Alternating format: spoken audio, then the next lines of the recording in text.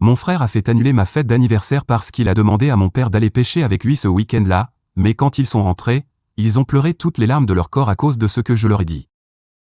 Il y a 2 semaines, j'étais sur le point de fêter mon anniversaire. Malheureusement, mon horrible petit frère a décidé qu'il voulait partir pour le week-end sans moi, et la fête a fini par être annulée. Mon frère, qui a 15 ans, est le préféré de mon père, et tout ce qu'il dit fait loi dans cette maison. Il y avait un certain équilibre quand ma mère était encore en vie, mais elle est décédée d'un cancer du poumon il y a quelques années. Depuis, la vie est devenue terrible pour moi, car mon père ne semble se soucier que de mon frère et pense que, comme je suis plus âgé, je peux tout gérer seul, Même pour mon anniversaire, j'avais prévu de sortir le soir avec mes amis, et évidemment, mon père allait financer tous nos plans. Mais la veille de mon anniversaire, mon frère a fait une crise et a dit à mon père qu'il voulait partir pour le week-end parce qu'il avait été recalé de l'équipe de football et qu'il avait désespérément besoin de quelque chose pour se changer les idées. Si vous voulez mon avis, ce n'était pas surprenant qu'il n'ait pas été sélectionné dans l'équipe, car non seulement il est incroyablement gâté et insupportable, mais en plus, il n'est pas un bon joueur et n'a aucun sens du travail d'équipe. C'était évident, donc ça n'aurait pas dû le surprendre, mais malgré tout, il a fait une énorme crise à ce sujet, et mon père a dû céder. J'étais sous le choc, car tout cela se passait juste sous mes yeux, et j'ai décidé de me défendre. J'ai dit à mon père que je n'allais pas rester à la maison pendant qu'il partait en week-end, surtout pas le jour de mon anniversaire, parce que c'est généralement ce qui se passe. Chaque fois que mon frère décide qu'il a besoin de prendre l'air, lui et mon père partent en escapade, et je me retrouve seul à la maison. Ils aiment tous les deux beaucoup la pêche, donc ils partent en week-end pêche, et mon père a un ami qui possède une cabane en forêt, donc c'est assez facile pour eux de s'en aller. Je ne suis pas vraiment fan des aventures en plein air, et je n'aime définitivement pas la forêt, donc je ne ressemble en rien à mon frère et à mon père. Les premières fois où cela s'est produit, j'ai proposé de rester à la maison. Mais après ça, chaque fois qu'ils voulaient partir, ils ne me demandaient même plus si j'avais mes propres projets, et je devais juste accepter leur absence. C'est comme ça depuis que ma mère est décédée. Ils ne faisaient jamais ça quand elle était encore en vie. Je n'ai pas de problème à rester seul à la maison en soi, mais le problème, c'est que je n'ai pas le droit d'inviter qui que ce soit, car mon père pense que si j'organise une fête ou quelque chose comme ça, je vais finir par saccager la maison, et il est très strict à ce sujet. Une fois, j'ai fait l'erreur d'inviter quelques amis, et nous avons fait très attention à garder la maison propre. Mais mon père a décidé de vérifier les caméras de sécurité et il l'a découvert. Le lendemain, j'ai eu droit au sermon de ma vie, et il m'a dit qu'il ne voulait pas que j'invite mes amis quand la maison était vide, car il ne nous faisait pas confiance, étant donné que nous étions de jeunes adolescents, et que cela menait toujours à des ennuis. Donc, je ne pouvais pas inviter mes amis, ni sortir seul de la maison, car mon père pense que c'est dangereux. Et je me retrouvais à devoir rester à la maison quand il n'était pas là. Évidemment, je ne voulais pas que cela arrive pour mon anniversaire, car cela signifiait que je ne pouvais ni inviter mes amis chez moi, ni sortir avec eux. C'était mon 18e anniversaire, bon sang. C'était un jour important pour moi, et je voulais que, pour une fois, tout se passe à ma manière. Mais mon frère ne pouvait même pas me laisser ça, et mon père m'a même proposé de les accompagner et d'engager quelqu'un pour surveiller la maison pendant le week-end. Mais mon frère a insisté pour partir sans moi, sous prétexte que je ne connaissais pas la cabane et que ce serait une tâche supplémentaire de me faire découvrir les lieux. Il était persuadé que je n'apprécierais même pas le séjour.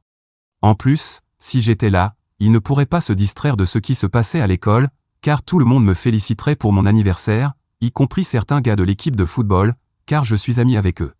Mon père a donc fini par retirer son offre, et j'ai été laissé seul à la maison. Ce genre de choses arrive depuis la mort de ma mère.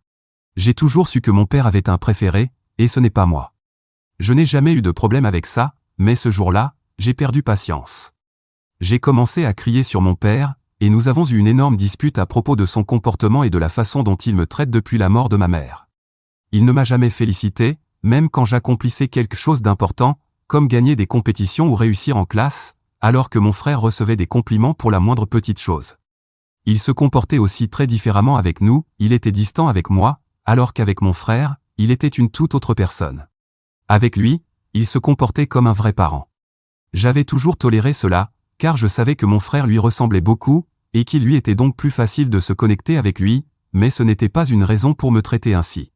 Alors, j'ai tenu bon et dit que si mon père me laissait seul à la maison le jour de mon anniversaire, sans me laisser inviter mes amis ou sortir avec eux, je ferais ce que je voulais, et il ne pourrait pas m'en empêcher. Mais mon père m'a menacé en disant que si je faisais quoi que ce soit, il couperait mes fonds pour l'université et que je me retrouverais sans rien. Je suis censé commencer l'université dans quelques mois, donc je ne pouvais pas prendre ce risque, car je n'ai pas d'argent à moi. Malheureusement, j'ai donc dû les laisser partir le matin de mon anniversaire et annuler tous mes plans. Mon père m'a dit que si je voulais, je pourrais sortir avec mes amis dès leur retour et qu'ils me donneraient de l'argent pour une fête encore plus grande. Mais cela ne m'a pas du tout réconforté, car je voulais sortir avec mes amis le jour de mon anniversaire, pas passer la journée seul à la maison. J'ai donc passé la journée à être vraiment contrarié, sans rien faire, jusqu'à ce que je m'endorme ce soir-là. Le lendemain matin, cependant, j'ai eu une surprise, car quelqu'un a sonné à la porte très tôt. Quand je suis allé voir qui c'était, j'ai découvert que c'était mon grand-père. Les parents de mon père sont décédés quand il était jeune, car ils étaient assez âgés, et mon père est le plus jeune de 4 frères et sœurs. Il n'était pas très proche du reste de sa famille, donc après la mort de ses parents, nous ne voyions ses proches que pendant les fêtes.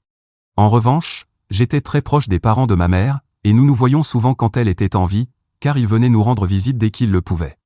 Ils vivent dans un autre état, donc ils devaient prendre l'avion pour venir nous voir, mais ils disaient toujours que cela en valait la peine.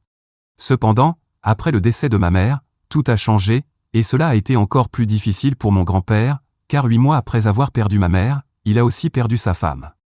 Ils ont eu un accident de voiture, et ma grand-mère s'est battue pour sa vie pendant quelques jours avant de succomber à ses blessures. Mon grand-père est paralysé de la taille aux pieds et doit se déplacer en fauteuil roulant. Ces 2 dernières années, je n'ai pu le voir qu'une fois par an, pendant les fêtes. C'est très dur, car il était plein de vie avant, mais après avoir perdu sa femme et sa fille, il est devenu très silencieux et triste.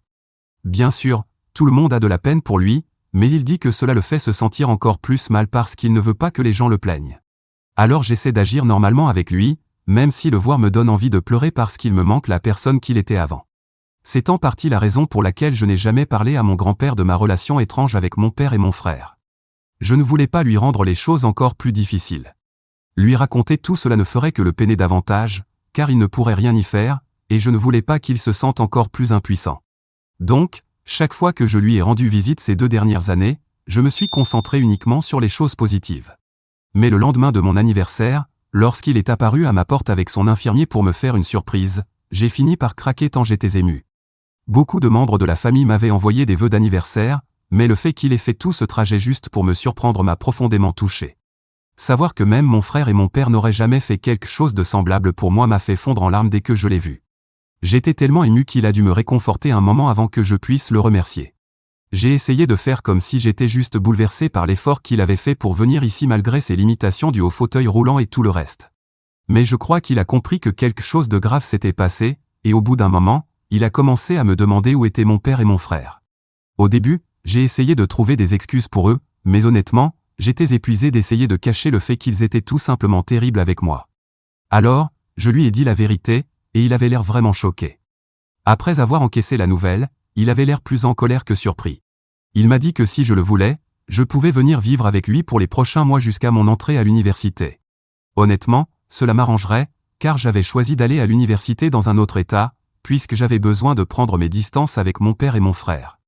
Par coïncidence, mon université est plus proche de la maison de mon grand-père que d'ici. Donc, si je vivais avec lui, il me suffirait de quelques heures de route pour revenir ici, alors que d'ici, je devrais prendre un vol aller-retour. Et ce n'est pas comme s'ils allaient s'ennuyer de moi ici, mon père à mon frère, et mon frère à mon père. Donc, je n'ai même pas eu à réfléchir avant d'accepter l'offre de mon grand-père. Il m'a dit qu'il partirait dès que mon père et mon frère seraient rentrés, car il avait des comptes à régler avec mon père. Il est resté avec moi ce jour-là, et je lui ai tout raconté sur ce qui s'était passé ces dernières années depuis le décès de ma mère. C'était comme si une digue avait cédé, et j'avais enfin quelqu'un avec qui partager tout cela. Bien sûr, mes amis étaient au courant, mais ce n'est pas comme s'ils pouvaient vraiment m'aider, et ils ont tous leurs propres problèmes. Je ne suis pas assez proche du reste de ma famille pour leur en parler, donc ça n'aurait de toute façon rien changé. Quand mon grand-père m'a demandé pourquoi je ne lui avais jamais rien dit, je lui ai expliqué que je ne voulais pas lui faire de peine. Il m'a dit qu'il aurait demandé ma garde, mais honnêtement, il aurait été très peu probable qu'il l'obtienne, car ce n'est pas comme si mon père me maltraitait ou me négligeait activement. Mais il a dit qu'il aurait trouvé un moyen de m'aider et que j'aurais dû lui parler plus tôt. Quoi qu'il en soit, je ne lui avais rien dit avant, et voilà où nous en étions. J'avais dû endurer cette situation pendant longtemps, mais c'était la goutte de trop, et heureusement, mon grand-père était là pour m'en sortir.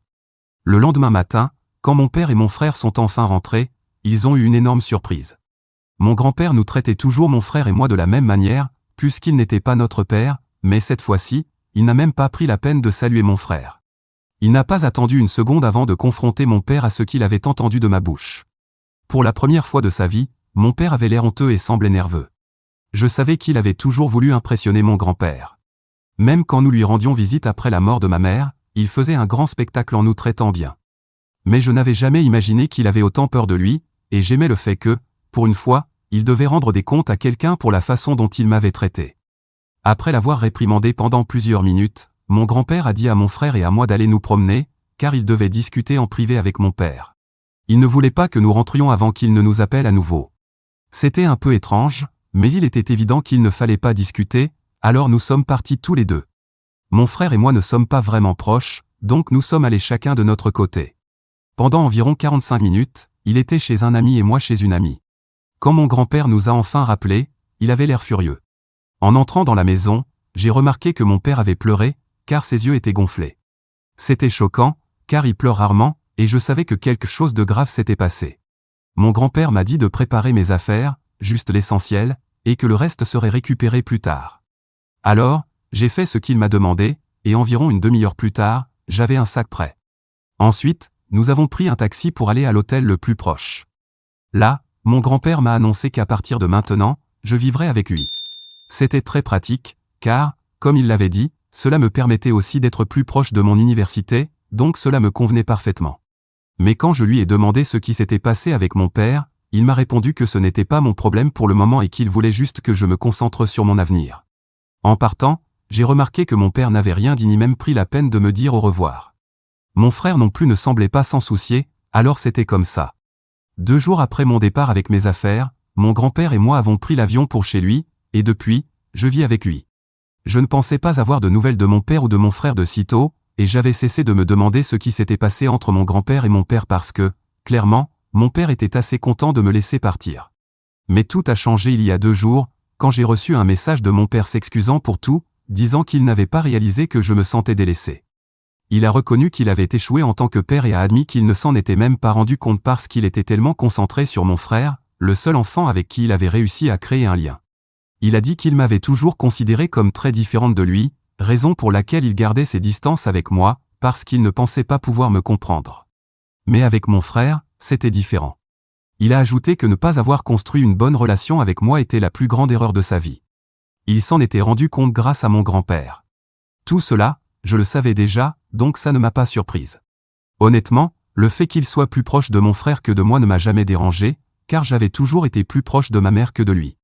Ce que je n'aimais pas, c'était qu'il m'ait maltraité sans même s'en rendre compte. Mais j'imagine qu'il l'a compris après mon départ. Il m'a dit qu'il voulait vraiment s'excuser et arranger les choses. Il savait que j'avais emménagé chez mon grand-père et que je prévoyais d'y rester jusqu'à la fin de mes études universitaires, mais il aimerait vraiment que je rentre à la maison pour que nous puissions parler et arranger les choses. Et selon lui, c'est ce que ma mère aurait voulu. Je pense que je suis d'accord, c'est probablement ce que ma mère aurait voulu, car lorsqu'elle était là, elle nous poussait toujours, mon père et moi, à passer plus de temps ensemble, mais nous ne l'avons jamais écoutée. Cependant, je ne veux rien promettre pour le moment, alors je n'ai pas répondu au message de mon père. Pour être honnête, je ne sais même pas si je veux réparer ma relation avec eux à ce stade ou non. Je n'ai pas encore commencé l'université, mais c'est dans quelques semaines seulement. Et même après, je ne compte retourner chez mon grand-père qu'un week-end sur 2, ce qui serait plus pratique que de rentrer chez mon père. Et ce n'est pas seulement une question de commodité, c'est aussi une question de relation. J'ai une vraie relation avec mon grand-père, et ce n'est pas le cas avec mon père et mon frère, donc je ne ressens pas le besoin de retourner chez eux pour essayer de réparer quoi que ce soit. Mais d'un autre côté, s'il fait un effort, est-ce que je ne devrais pas en faire un aussi ? Je suis très partagé sur ce que mon père m'a dit, et je ne sais pas quoi faire face à cette situation. Aurais-je tort de lui dire que je ne veux pas revenir vivre avec lui et que je préfère rester avec mon grand-père ? Eddie, honnêtement, je ne sais même pas pourquoi mon père voudrait que je reste à la maison. Chaque fois qu'il partait en voyage de pêche avec mon frère, il disait que c'était dangereux de laisser la maison complètement vide. Même quand nous partions en voyage en famille du temps où ma mère était encore en vie, il engageait quelqu'un pour surveiller la maison. Quant à savoir si je suis son enfant biologique ou non, je ne sais pas quoi répondre. J'ai entendu parler de personnes qui traitent différemment leurs enfants adoptifs par rapport à leurs enfants biologiques, donc je ne serais pas surpris si je n'étais pas sa fille biologique. Mais personne ne m'a jamais rien dit qui pourrait le laisser penser, et je n'ai aucun test de paternité pour prouver le contraire. Donc, en ce qui me concerne, je suis bel et bien son enfant. Si vous voulez mon avis, je ne pense même pas que ça ait de l'importance, que je sois son enfant biologique ou non, parce que c'est lui qui m'a élevé avec ma mère. Biologique ou pas, je suis son enfant d'une manière ou d'une autre, et il aurait dû respecter cela et me traiter de la même façon que mon frère. Mais bon, ce n'est pas la question maintenant. Mise à jour 1. Après mûre réflexion, j'ai décidé de demander à mon grand-père si j'étais réellement l'enfant biologique de mon père. Je n'arrivais pas à arrêter d'y penser après que plusieurs personnes dans les commentaires ont suggéré que mon père me traitait peut-être différemment parce que je n'étais pas vraiment son enfant. Il y avait aussi un commentaire sur le fait que mon grand-père avait mentionné qu'il aurait essayé d'obtenir ma garde si je lui avais parlé plus tôt du traitement que mon père me réservait. J'ai commencé à me dire qu'il n'aurait pas dit cela s'il n'avait pas eu des raisons de croire qu'il aurait pu obtenir ma garde, alors j'ai senti que je devais poser la question. Cela m'a demandé beaucoup de courage, mais au final, je me suis dit que je méritais de connaître la vérité. Hier soir, je me suis assise avec lui et j'ai juste lâché la question sans trop y réfléchir. Il a été pris de court, mais il m'a ensuite dit qu'il savait que ce moment arriverait un jour et que, bien que ma mère ait toujours essayé de garder cela secret, j'étais maintenant assez grande pour savoir. Il s'avère que je suis bien l'enfant biologique de mon père, et nous en sommes certains parce que plusieurs tests de paternité ont été réalisés pour le confirmer. Apparemment, mon père ne doutait pas de ma filiation, mais un incident survenu avant ma naissance a probablement provoqué chez lui une certaine rancune à mon égard. Avant ma naissance, mon père négligeait ma mère à cause de son travail. À l'époque, ils n'étaient mariés que depuis 2 ans et ensemble depuis 4 ans. Elle l'a toujours regretté, mais ma mère a fini par avoir une liaison avec l'un de ses amis, et mon père l'a découvert. Elle a mis fin à cette liaison, et ils ont décidé d'aller en thérapie de couple, mais quelques semaines plus tard, elle a découvert qu'elle était enceinte. Le seul problème, c'était qu'elle n'avait aucune idée de qui était le père du bébé. Mon père voulait qu'elle interrompe la grossesse, mais ma mère n'était pas d'accord, alors ils ont dû attendre que la grossesse atteigne un stade où un test de paternité pouvait être effectué. En attendant, l'amant de ma mère faisait partie du processus, car l'enfant pouvait aussi être le sien. Si c'était le cas, ma mère disait qu'elle ne voulait pas être injuste envers son futur enfant et qu'ils devraient donc l'élever tous les 3 ensemble. Mon père, évidemment, n'était pas d'accord avec cette idée et insistait pour que seul lui et ma mère aient la garde du bébé, peu importe qui était le père biologique. Mais ma mère voulait être équitable, ce qui a conduit à de nombreuses disputes entre eux. Ils ont décidé de rester ensemble parce qu'ils s'aimaient vraiment, mais cela s'est avéré être une très mauvaise chose pour moi. Car, même si j'étais bel et bien l'enfant biologique de mon père, ma mère a coupé tous les liens avec son amant après qu'ils aient eu la confirmation. Cela ne semblait cependant pas suffisant pour mon père. Après ma naissance, plusieurs autres tests ont été effectués pour s'assurer que j'étais absolument et à 100% son enfant biologique. Et je l'étais, cela avait été confirmé. Malgré cela, mon père a continué à se disputer avec ma mère, jusqu'à ce qu'elle le menace de partir avec moi. Évidemment, je ne dis pas que ma mère avait raison, elle n'aurait clairement pas dû tromper mon père et aurait dû essayer de lui parler de leurs problèmes avant de chercher du réconfort ailleurs. Mais si mon père avait décidé de lui donner une seconde chance, il aurait dû essayer de faire fonctionner leur relation au lieu de constamment se disputer avec elle. Je pense que c'est un homme très tiraillé, car même s'il avait choisi de rester avec ma mère et de surmonter son infidélité, il n'a jamais réussi à l'accepter et a décidé de canaliser toute sa colère et sa frustration sur moi. Le fait que je ne lui ressemble pas du tout en termes de personnalité l'a probablement encore plus agacé. Et nous nous sommes retrouvés dans cette situation où il m'en voulait profondément pour quelque chose qui n'était pas de ma faute. Quand ma mère était encore en vie, il semblait bien s'entendre avec elle, donc je n'aurais jamais deviné qu'ils avaient eu de tels problèmes par le passé. Mais ça a du sens si l'on considère qu'il avait quelqu'un d'autre sur qui reporter sa rancune, moi. Ainsi, il n'avait pas besoin de s'en prendre à elle. Quoi qu'il en soit, c'est une partie de l'histoire. La raison pour laquelle mon père semble se sentir si coupable de la façon dont il m'a traité, c'est que mon grand-père lui a dit qu'il allait le déshériter. L'héritage de mon père avait déjà été divisé en 4 parts à cause de ses frères et sœurs, donc il n'avait pas reçu grand-chose à l'époque. Mais après le décès de ma mère, mon grand-père a apparemment modifié son testament pour tout léguer à mon père et à ses petits-enfants. Cependant, après avoir découvert comment mon père me traitait, ils ont eu une grosse dispute, et mon grand-père lui a dit ses 4 vérités. Il a dit à mon père qu'il était désolé que sa fille l'ait trompé, mais que ce n'était absolument pas une excuse pour continuer à me le faire payer, car je n'y étais pour rien, je n'étais même pas encore né quand cela s'était produit.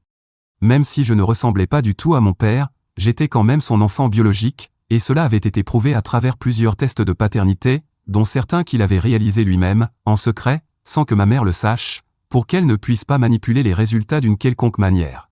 Donc, il n'y avait aucune raison pour qu'il me traite ainsi. Et pourtant, un jour, il a décidé qu'il ne me considérerait pas comme son fils et qu'il me ferait payer les fautes de ma mère. Ce n'était pas acceptable, et mon grand-père lui a dit que, après avoir découvert la manière dont il me traitait, il ne pouvait plus rien attendre de lui. Désormais, toute la part d'héritage que mon père était censé recevoir me reviendrait à moi. Mon père a beaucoup pleuré à ce sujet, et aussi parce qu'il avait l'impression de tout perdre en même temps. Donc, quand j'ai demandé à mon grand-père si mon père me contactait à cause de l'héritage ou s'il était sincèrement désolé, mon grand-père m'a dit qu'il n'en avait aucune idée. D'après lui, mon père semblait vraiment bouleversé, mais je ne sais toujours pas s'il a des intentions cachées ou non. C'est très difficile de lui faire confiance après tout ce qui s'est passé, alors je pense que je vais continuer à ignorer ses messages jusqu'à ce que je sois sûr de ses intentions. Mise à jour 2. Eh bien, je suis à l'université maintenant. J'ai commencé il y a quelques semaines, et tout se passe très bien jusqu'à présent. Mais bon, ce n'est que le début, donc on verra bien. J'avais oublié de vous donner des nouvelles concernant mon père, parce qu'honnêtement, après le message qu'il m'a envoyé, il ne s'est rien passé. Je n'ai pas répondu, et il n'a même pas essayé de me recontacter. Donc, je suppose qu'il ne cherchait à renouer avec moi que pour l'héritage. S'il se sentait vraiment coupable pour tout ce qu'il m'a fait, il aurait au moins tenté de me joindre à nouveau. Cela fait maintenant presque 4 mois que nous ne nous sommes pas parlé, donc je doute qu'il fasse une nouvelle tentative de sitôt. Quant à mon frère, nous n'avons jamais été très proches quand nous vivions ensemble, et maintenant, nous n'avons plus aucun contact. Et ça me va très bien ainsi. Le seul membre de ma famille avec qui je garde le contact, c'est mon grand-père, et nous nous appelons tous les 2 jours. J'étais un peu en colère contre lui pour m'avoir caché toutes ces choses, mais d'un autre côté, il essayait simplement de protéger sa famille. Je ne pense pas que j'aurais pu gérer la vérité plus tôt, donc il a eu raison de ne pas me la dire avant. Au moins, maintenant que je suis adulte, je peux prendre du recul et comprendre. Si j'avais appris l'infidélité de ma mère plus jeune, je ne sais pas comment j'aurais réagi. Savoir ce qu'elle a fait a changé la façon dont je l'aperçois, mais pas au point de la détester. Je réalise juste qu'elle était une personne imparfaite et non la mère parfaite que j'avais idéalisée. Mais ce n'est pas grave, je l'aimerai toujours, car quoi qu'elle ait fait, elle reste ma mère. Bref, voilà toute l'histoire, je pense. Mise à jour 3. Je voulais partager une mise à jour importante. Je vais être diplômé dans quelques semaines, ce qui est à la fois excitant et un peu angoissant. Cependant, cette joie est quelque peu assombrie par le fait que mon grand-père ne pourra pas assister à ma remise de diplôme. Il y a environ 1 an, il faisait face à des problèmes de santé de longue date, en partie dus à un accident qu'il avait eu il y a quelques années. Malgré tout, il a toujours été une personne forte et optimiste, mais son corps n'a tout simplement plus tenu le coup. C'est difficile d'accepter son décès, car il a toujours été mon plus grand soutien à travers tout ça. Quant à ma famille, je n'ai toujours aucun contact avec eux. Cependant, j'ai récemment reçu un email de mon père me félicitant pour ma prochaine remise de diplôme. J'imagine qu'il l'a appris d'une manière ou d'une autre. Dans son email, il m'a donné quelques nouvelles, notamment que mon frère vit toujours avec lui, bien qu'il ait maintenant 19 ans. Apparemment, mon frère n'a été accepté dans aucune des universités où il avait postulé, et au lieu d'aller dans un community college, il a décidé de chercher un travail et de voir ce que l'avenir lui réserve. J'ai réfléchi à l'idée de lui répondre, mais au final, j'ai décidé de ne pas le faire. En ce moment, je suis satisfait de ma vie telle qu'elle est, et je ne veux pas rouvrir de vieilles blessures. De toute façon, il n'a même pas assisté aux funérailles de mon grand-père. J'imagine qu'il lui en voulait encore de l'avoir déshérité, et la seule raison pour laquelle il m'écrit maintenant, c'est probablement pour essayer de récupérer une partie de l'héritage ou quelque chose comme ça. Maintenant que j'y pense, je crois que le mieux serait de bloquer son adresse email, tout comme j'avais bloqué ses numéros de téléphone il y a des années. D'ailleurs, je vais bientôt terminer mes études et déménager dans un autre état, car j'ai trouvé un bon emploi, mais dans une autre ville. Il n'y a aucun risque qu'il débarque chez moi un jour, car je ne dirai à personne susceptible de partager mon adresse où je vis. Quant à la maison de mon grand-père, elle est louée depuis tout ce temps et le restera. Pour l'instant, je n'en ai pas l'utilité, mais j'y ai des souvenirs, donc je ne sais pas si je pourrais la vendre un jour. Ce n'est pas comme si elle me rapportait beaucoup, car la personne qui la gère, s'occupant des réparations, des visites et tout le reste, prend une bonne partie du loyer. Et le loyer en lui-même n'est pas très élevé non plus. Mais je n'ai pas vraiment d'autre option, puisque je n'habite pas dans la ville pour m'en occuper moi-même. C'est probablement ma dernière mise à jour, car il n'y a plus grand-chose à raconter, du moins en ce qui concerne mon père et mon frère.